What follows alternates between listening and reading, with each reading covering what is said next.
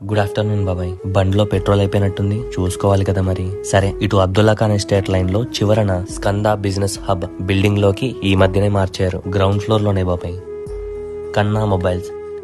ఏ mobile phone అయినా second hand లో ఇక్కడ అతి తక్కువ ధరకే సేల్ చేస్తున్నారు. ప్రతి మొబైల్ కి 6 months వారంటీ ఇస్తున్నారు. ఇప్పుడు ట్రెండింగ్ లో ఉన్న మొబైల్స్ అన్ని ఉన్నాయి బాబాయ్.